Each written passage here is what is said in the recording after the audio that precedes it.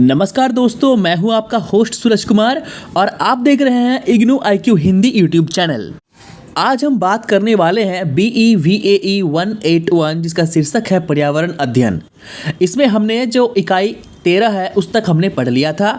आज हम पढ़ेंगे इकाई 14 जिसका शीर्षक है पर्यावरणीय नीति शास्त्र। तो आइए बिना किसी देरी के हम शुरू करते हैं आज का हमारा ये टॉपिक। दोस्तों, पर्यावरण नीति शास्त्र का मतलब पहले समझते हैं। देखिए, पर्यावरण नीति शास्त्र यानी अब तक के हमने पर्यावरण में क्या क्या हमने किए, क्या क्या हमने अच्छा किया पर्यावरण के लिए, क्या क्या हमने बुरा किया पर्यावरण के लिए। नीति शास्त्र यानी नीति का मतलब क्या होता है? निर्णय लेना या कोई नियमावली या कोई नियम, ठीक है, उसे हम लोग कहते हैं अपना विचार, वो है नीति। तो पर्यावरण में जो संसाधन है उन संसाधनों का हमने कितना अच्छा उपयोग किया या कितना बुरा उपयोग किया उसके बारे में हम पढ़ेंगे। तो इसमें जो सबसे पहला आपका टॉपिक है वो है प्राकृतिक संसाधनों का नीतिपरक उपयोग। तो प्राकृतिक संसाधनों का नीतिपरक उपयोग का मतलब होता है कि प्राकृतिक संसाधनों का हमने किस प्रकार दोहन किया। कहीं ऐसा तो नहीं कि जिस कोयले की हमें ज़रूरत थी उस कोयले का उपयोग हमने जो है वो अत्यधिक मात्रा में कर दिया, यानी उतनी मात्रा में हमें उसकी आवश्यकता ही नहीं थी लेकिन हमने कर दिया। अब जैसे कि हम लोग हमेशा बोलते हैं कि घर में जो है जब भी हम घर से बाहर निकले तो घर के बल्ब को, लाइट को, स्विच को बंद करके जाए ताकि बिजली की खपत को जो है वो बचाया जा सके। तो उसी प्रकार जो है संसाधनों को भी बचाने की हमारी जिम्मेदारी है। ऐसा नहीं कि कोयला प्रचुर मात्रा में अवेलेबल है तो उसको जला के ख़त्म कर दिया जाए, पेट्रोल प्रचुर मात्रा में उपलब्ध है तो उसे जला के ख़त्म कर दिया जाए।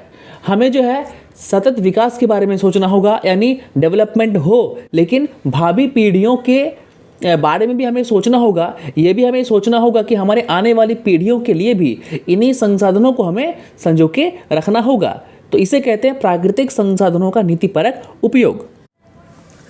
अब आपका जो नेक्स्ट पॉइंट है वो है प्रकृति के बारे में 3 मत यानी 3 राय, ठीक है, अपना जो है इंसान का सोच प्रकृति के बारे में। तो 3 तरीके का जो मत है या सोच है वो देखने को मिलता है प्रकृति के बारे में। सबसे पहला जो सोच है वो है पश्चिमी सोच, जिसे यूरोपियन और उत्तरी अमेरिकी सोच भी कहते हैं।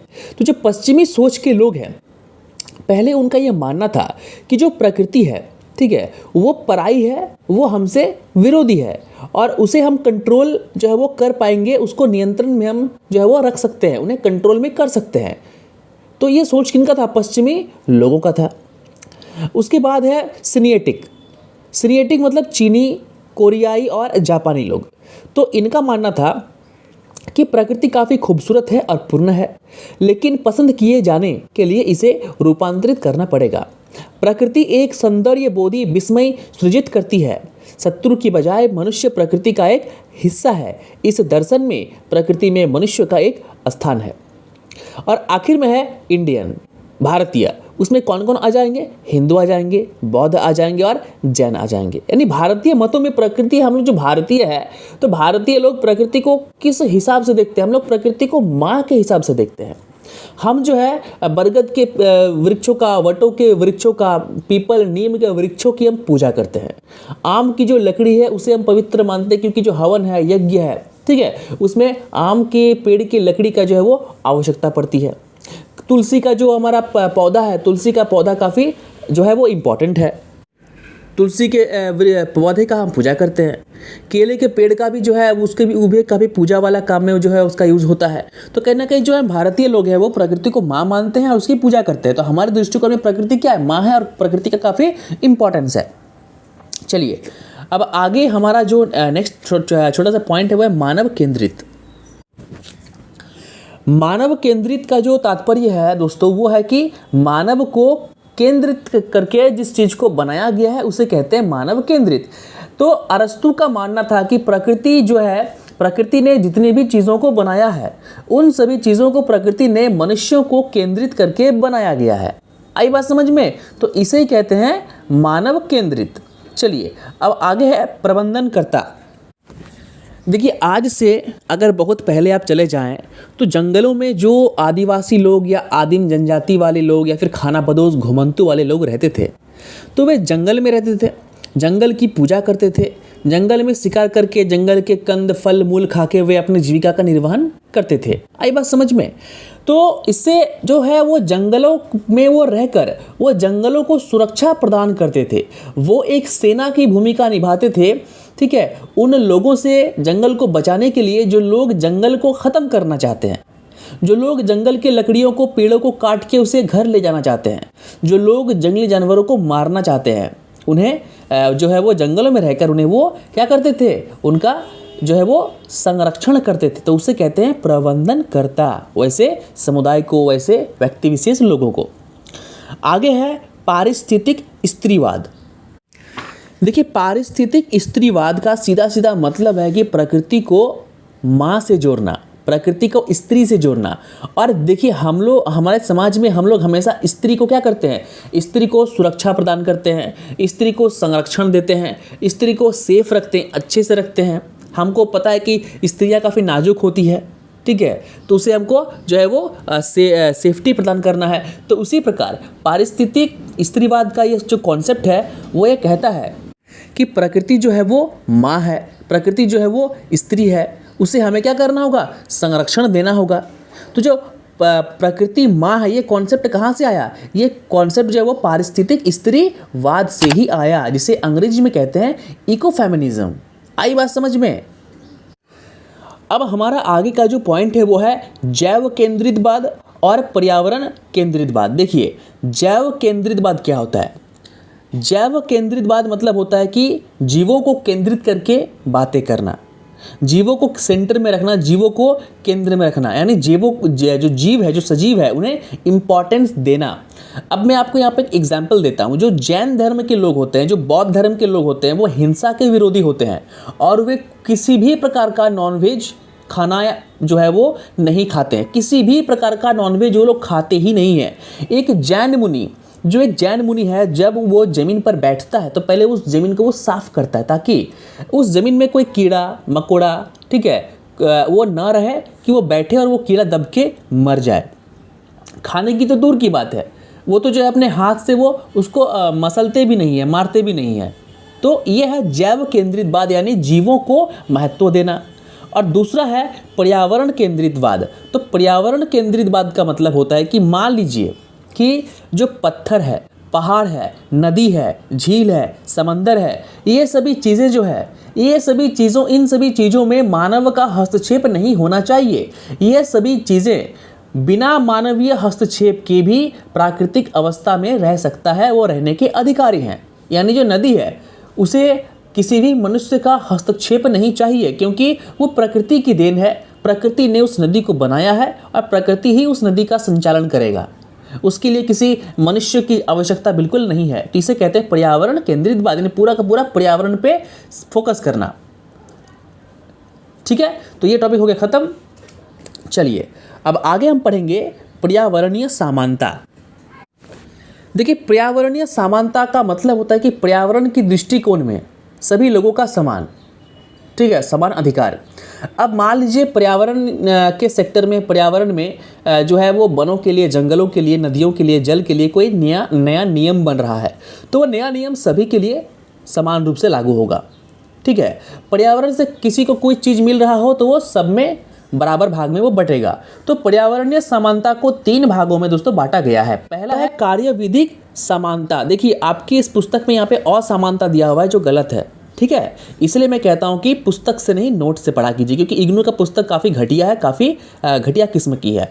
कार्यविधिक समानता होगा, यानी वैसी समानता, ठीक है, जिसका मतलब जब पर्यावरण के लोग या कोई एनजीओ या कोई देश या कोई राज्य या कोई बोर्ड जब कोई नए नियम बनाता है पर्यावरण के दृष्टिकोण से, पर्यावरण को लेकर, ठीक है, तो उस नियम का सही रूप से पालन होना और समान रूप से पालन होना। ऐसा नहीं कि कोई वीआईपी व्यक्ति, अब मान लीजिए एग्जांपल लेते हैं कि सलमान खान ने हिरण का शिकार कर दिया, ठीक है, उस पर केस चला, जबकि वो जेल नहीं गया, उसे जेल जाना चाहिए था, ठीक है। तो कहीं ना कहीं जो है भेदभाव हो गया। कोई एक दूसरा व्यक्ति अगर काले हिरण को मार दे तो उसका जेल हो जाएगा, लेकिन सलमान खान ने मारा तो केस तो चला, लेकिन उसे जेल नहीं हुआ। तो कहीं ना कहीं ये असमानताएं हैं, समानता बिल्कुल नहीं है। तो ये कार्यविधिक समानता के अंतर्गत में नहीं आता है। कार्यविधिक समानता क्या कहता है? कार्यविधिक समानता कहता है कि कानून में जो भी नियम बनेंगे, जो भी पर्यावरण को ध्यान में रखकर जो भी कानून, जो भी नियम बनाए जाएंगे, वो सभी के साथ समान रूप से उसका जो है वो बंटवारा हो सके। इसे कहते हैं कार्यविधिक असमानता, समानता। अब दूसरा है भौगोलिक समानता।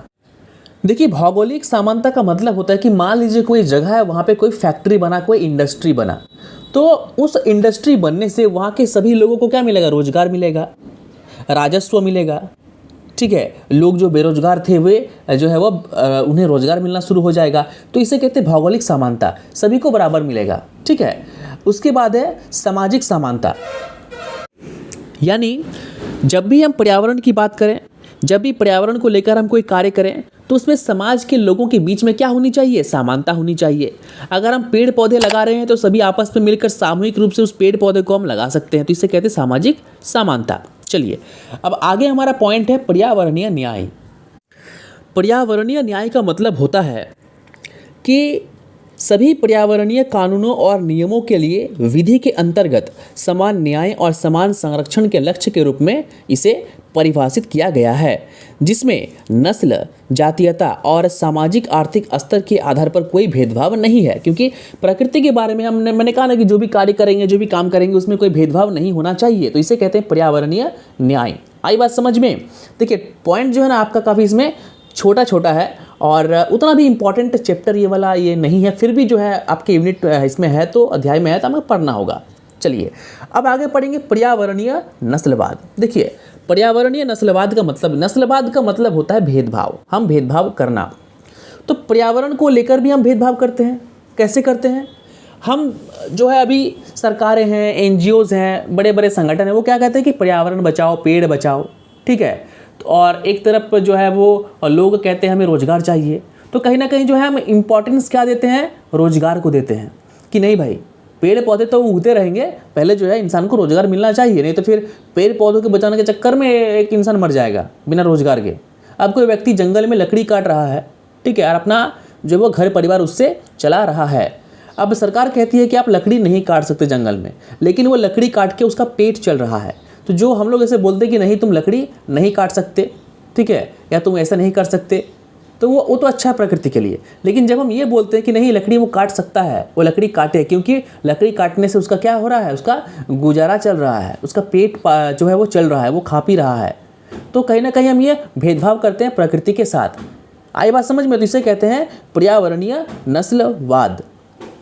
चलिए, अब आगे हम पढ़ेंगे पर्यावरण के विषय में धार्मिक शिक्षण। देखिए, पर्यावरण के विषय में धार्मिक शिक्षण का अर्थ होता है कि देखिए जितने भी धर्म हैं, चाहे वो हिंदू हो, ठीक है, मुस्लिम धर्म हो, इस्लाम हो, जैन हो, बौद्ध हो, सभी धर्मों में कहीं ना कहीं कुछ कुछ बातें प्रकृति को लेकर की गई है। क्योंकि देखिए प्रकृति का इंपॉर्टेंस इंसान को जो है वो शुरू से समझ में आ गया था। भले ही शुरू में इंसान को ये नहीं मालूम था कि जो है वो हम ऑक्सीजन लेते हैं सांस में, ठीक है, और कार्बन डाइऑक्साइड छोड़ते हैं सांस से, तो ये भले ही मालूम ना हो, लेकिन प्रकृति का तो इम्पोर्टेंस था। लोगों के लिए पेड़ पौधे का तो जो है वो आवश्यकताएं थी, फल फूल जो है वो फसलें, इसका तो इम्पोर्टेंस था। तो कहीं ना कहीं लोगों ने क्या किया कि धार्मिक दृष्टिकोण से भी जो है वो प्रकृति को जोड़ के देखा। आदिवासियों का सरना धर्म जो है वो पूरा का पूरा प्रकृति पर डिपेंडेंट है। आई बात समझ में? तो हर धर्म में जो है वो पर्यावरण की बात की गई है, उसे बचाने की बात की गई है। तो उसी में हम सबसे पहले हिंदू धर्म की बात करेंगे। देखिए, हिंदू धर्म में जो है वो प्रकृति की बात कैसे की गई है ये आपको बताने की आवश्यकता बिल्कुल नहीं है। अगर आप एक सनातनी हैं, आप एक हिंदू हैं, तो आपको पता होगा आपकी मम्मी जो है वो वट सावित्री की पूजा करती है, वट वृक्ष की पूजा करती है, बरगद की पूजा, पीपल की पूजा, आम के पेड़ की पूजा, केले के पेड़ की पूजा जो है हमारे धर्म में काफ़ी है। तो कहने की जो पूजा हम करते हैं ना, ये प्रकृति को बचाने के लिए करते हैं, इसके पीछे साइंटिफिक रीज़न है। ठीक है। पीपल का जो पेड़ है, पीपल के का पेड़ जो है सबसे अधिक उसमें जो है ऑक्सीजन वो जो प्रोड्यूस करती है। नीम का पेड़ ऑक्सीजन ज़्यादा प्रोड्यूस करती है। तो कहीं ना कहीं जो हमारे ऋषि मुनियों ने ये सोचा कि इन सभी चीज़ों को अगर हम धर्म से जोड़कर रख लें तो इंसान जो है इस पेड़ को नहीं काटेंगे। क्योंकि अगर पीपल के, बरगद के, नीम के पेड़ को, आम के पेड़ को धार्मिक दृष्टिकोण से हम नहीं जोड़ते तो कहीं ना कहीं जो है लोग जिस धड़ल्ले से पेड़ को काट रहे हैं, जंगल की सफाई कर रहे हैं, वो भी इस बरगद के पेड़ को, वट के पेड़ को काट देते। एक बरगद के, पीपल के, नीम के पेड़ को बड़े होने में जो है वो 300-400-500 साल लग जाते हैं, कई साल लग जाता है उसको बड़ा होने में। और उसे अगर काट दिया जाए तो क्या होगा? ऑक्सीजन की खपत कम हो जाएगी। तो जो पीपल का पेड़ है, नीम का पेड़ है, बरगद का पेड़ है, ये काफ़ी भारी मात्रा में जो क्या करती है वो ऑक्सीजन को का उत्पादन करती है। तो हमारे धर्म में इसे जोड़ के देखा। तुलसी की बात करें तो तुलसी का जो पौधा है वो काफ़ी इंपॉर्टेंट है, एंटीबायोटिक है वो। आप जब दवाई दुकान में लेने जाते हैं दवाई, तो आपने देखा होगा वहाँ पर दवाई, कई दवा में जो सर्दी की जो मैक्सिमम दवाइयाँ होती है तो उसमें जो है वो तुलसी का फोटो वो लगा हुआ होता है। तो सोचिए कि हमारे कई सौ साल पहले, हजारों साल पहले के ऋषि मुनियों ने जो है वो उस पौधे के में औषधीय गुण को उन्होंने देख लिया था। आम का पेड़ का इंपॉर्टेंट क्यों? क्योंकि आम के पेड़ की जो लकड़ी होती है उस लकड़ी से जो है हवन होता है, उस लकड़ी से यज्ञ होता है, इसलिए उस पेड़ का इंपॉर्टेंट जो है वो काफ़ी ज़्यादा है। केले की पेड़ की बात करें तो हर पूजा जो कार्य में, अच्छे कार्य में, शुभ कार्य में केले की जो है पेड़ की जो पत्तियां हैं उसका जो है वो यूज़ होता है। तो कहीं ना कहीं जो हमारे धर्म में कई ज़्यादा बात की गई है इन चीज़ों पर। सबसे पहली बात तो है कि हमने पृथ्वी को माँ कह दिया, हमने पृथ्वी को माँ कह दिया, और माँ का संरक्षण करना हम पुत्रों का फर्ज है। तो पृथ्वी भी क्या है? पर्यावरण का हिस्सा है, उससे पहले ही उसे हमने माँ कह दिया। धरती को हमने माँ कह दिया, प्रकृति को हमने माँ कहा। आई बात समझ में? तो कहीं ना कहीं हिंदू धर्म का पूरा जो होल कॉन्सेप्ट है वो कहीं ना कहीं प्रकृति के, पर्यावरण के इर्द गिर्द घूमती है। अब बात करें जैन धर्म की, तो जैन धर्म के बारे में मैंने आपको पहले ही बताया। मैंने आपको ये बताया कि जैन धर्म के जो लोग होते हैं वो जो है वो नॉनवेज नहीं खाते हैं, वो मांस, मछली, अंडा ये सब नहीं खाते हैं, ठीक है। तो कहीं ना कहीं जो है उनका ये मानना है कि जो जीव है वो प्रकृति का हिस्सा है और प्रकृति को हमें क्या करना चाहिए? सुरक्षा देना चाहिए। हमें प्रकृति के जीवों को, प्रकृति के चीज़ों को नहीं मारना चाहिए। तो इस बेसिस पर उन्होंने अहिंसा परमो धर्म का जो है वो नारा दिया। उनके लिए अहिंसा जो है सबसे बड़ा क्या है? वो सिद्धांत है। जीवन जीने का मौलिक सिद्धांत क्या है? अहिंसा है। तो इसलिए जब वो लोग कहीं पर बैठते हैं कुर्सी में, ज़मीन पर, तो पहले उस ज़मीन को साफ़ करते हैं कि कहीं कोई चींटी दब ना जाए, कहीं कोई कीड़ा मकोड़ा जो है वो दब ना जाए, वो मर ना जाए। तो ये जैन धर्म का ये कॉन्सेप्ट है। अब आगे हम पढ़ेंगे बौद्ध धर्म का कॉन्सेप्ट। तो बौद्ध धर्म का मूल में क्या है? करुणा है, समान है, सहनशीलता है और अहिंसा का भाव उन सभी मनुष्यों तथा अन्य जीवों के लिए है जो इस पृथ्वी ग्रह पर रहते हैं। बुद्ध ने भी नदियों, तालाबों, कुओं के प्रदूषण की मनाही के लिए नियम बनाए थे, जैसे कि बुद्ध ने सुत्ता निपात में कहा है। क्या कहा है भाई सुत्ता निपात में? आइए देखते हैं। तुम घासों और वृक्षों को जानो, फिर तुम कृमियों को और विभिन्न प्रकार के चींटे चींटियों को जानो, तुम छोटे बड़े 4 पैर वाले जंतुओं को भी जानो, सांपों, मछली जो जल में रहती है, पक्षी जो पंख के साथ पैदा होते हैं और हवा में उड़ते हैं, उनको भी जानो। तो कहीं ना कहीं बुद्ध ने जो है वो पूरा का पूरा ये बता दिया कि तुम जो है प्रकृति में रह रहे सभी जीवों का अध्ययन करो, सभी को जानो। और बौद्ध धर्म भी जो है वो जैन धर्म की तरह क्या है? प्रकृति पर निर्भर करता है, प्रकृति से प्रेम करता है और अहिंसा परमो धर्मों का नारा देता है। आई बात समझ में? तो जो जैन लोग होते हैं, जो बुद्ध लोग होते हैं, वे नॉनवेज नहीं खाते हैं, मांस, मछली, अंडा वे लोग ये सब नहीं खाते हैं। अब आगे बात करेंगे ईसाई धर्म की। चैप्टर के शुरुआत के साथ जो है मैंने आपसे ये कहा था कि जो पश्चिमी लोग होते हैं, यूरोप और अमेरिका के लोग होते थे पहले, पूर्व के लोग, वे लोग प्रकृति को समझते थे कि हम इस पर कंट्रोल करेंगे, आधिपत्य करेंगे, प्रकृति हमारी विरोधी है। मैंने आपसे कहा था कि प्रकृति के 3 जो है वो मत होते हैं। तो जो ईसाई धर्म है इसी मत का है। ईसाई धर्म के लोगों का पहले मानना था कि प्रकृति पर हम कब्जा करेंगे, क्योंकि अमेरिका के लोग तो ईसाई हैं, यूरोप के लोग तो ईसाई हैं। तो उनका मानना था कि हम क्या करेंगे? वो उस प्रकृति पर हम कब्जा करेंगे, यानी उसको कंट्रोल करेंगे, यानी प्रकृति को अपने हिसाब से चलाएंगे। जब चाहेंगे भूकंप आएगा, जब चाहेंगे बाढ़ आएगा, जब चाहेगा सूखा आएगा, ठीक है। इस थ्योरी पे वे काम कर रहे थे। लेकिन उनका जो बाइबल है या उनकी जो धार्मिक किताबें हैं उसमें ये बातें भी है कि प्रकृति पर कंट्रोल करना चाहिए, और जो है वो दूसरी बातें ये भी है कि मानवों को जो है मानवों के का कुछ दायित्व है, मानवों के कुछ ऐसे कर्तव्य हैं जो वो उन्हें प्रकृति के लिए करना चाहिए। उदाहरण के लिए ईश्वर ने मनुष्य को ले जाकर अदन वाटिका में उसको सज्जित करने और उसकी देखभाल करने के लिए कहा, यानी मनुष्य को कहा भगवान कि तुम जो है वो अदन वाटिका की देखभाल करो, गार्डन ऑफ ईडन। उसके बाद उनके और एक धार्मिक किताब में ये कहा गया कि पृथ्वी का स्वामी और इससे व्याप्त हुए वस्तु, जगत और वे सभी जो इसमें रहते हैं ईश्वर हैं। जंगल का प्रत्येक जानवर और हजारों पर्वतों पर मवेशी सब मेरे हैं, यानी उनके उस बाइबल में कहा गया। तो कहीं ना कहीं उनके धर्म में भी जो है वो प्रकृति पर जोर दिया गया। चलिए अब हम बात करेंगे इस्लाम की। इस्लाम धर्म का सबसे पवित्र किताब है कुरान, और कुरान जो है वो पीस की बात करता है। कुरान के अनुसार जो है कुरान पीस की बात करता है, एकता की बात करता है, सद्भाव की बात करता है, संतुलन की बात करता है। कुरान जोर देता है कि प्रकृति के नियमों का पालन करना चाहिए और निर्धारित सीमाओं का उल्लंघन नहीं करना चाहिए। मानव की रचना इसी प्रकार हुई है और वह दिव्य गुणों की अभिव्यक्ति बन सकता है और ईश्वर के सुंदर बिंब को प्रतिबिंबित करने के लिए दर्पण का काम कर सकता है। कुरान में कहा गया है कि निश्चित रूप से आपका मालिक अल्लाह है, और जिसने 6 दिनों में स्वर्ग और पृथ्वी की रचना की है वह रचनाकार और नियंत्रण करता है, और वहाँ कोई एक वस्तु नहीं बल्कि अपार भंडार है, और हम उन्हें नियंत्रित मात्राओं में भेजते हैं। वास्तव में हमने प्रत्येक चीज़ को एक अनुपात में और नियत मात्रा में बनाया है। तो कहीं ना कहीं कुरान में भी जो है वो प्रकृति की बात की गई है, प्रकृति पर जोर दिया गया है। अब आगे हम बात करेंगे सिख धर्म की। सिख धर्म के जो संस्थापक थे सबसे बड़े, उनका नाम था गुरु नानक देव। तो गुरु नानक देव ने प्रकृति को दिव्य गुणों वाली बताया था।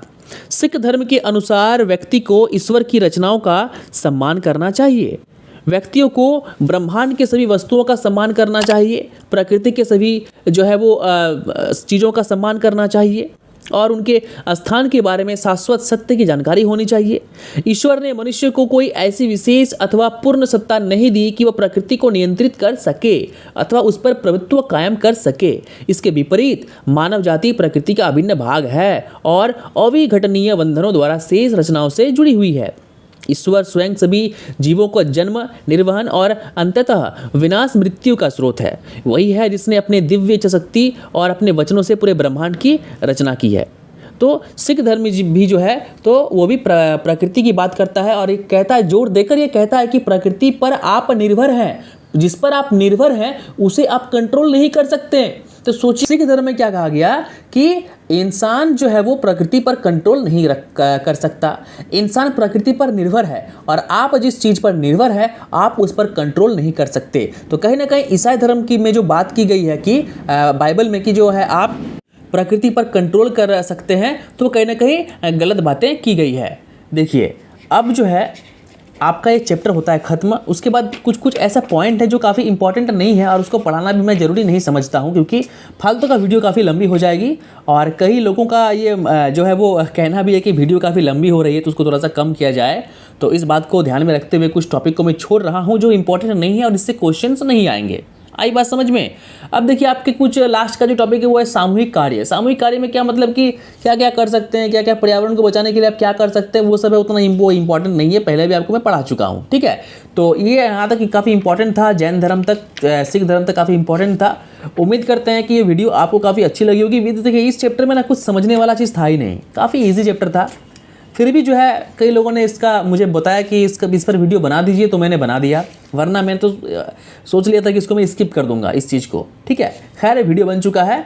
तो आज जो है वो इसका MCQ का जो पहला क्वेश्चन है देख लीजिए, ध्यान से सुनिएगा। MCQ का पहला क्वेश्चन सेट जो है वो चैप्टर 1 का, इसका शीर्षक है हमारा पर्यावरण, वो आज दोपहर तक उस वीडियो को अपलोड कर दिया जाएगा। तो बिल्कुल चैनल पे बने रहिए, और पहली बार चैनल पे आए हैं तो चैनल को लाइक कीजिए, सब्सक्राइब कीजिए, चैनल को शेयर कीजिए। मिलते हैं अगले एपिसोड में, तब तक के लिए नमस्कार, जय हिंद।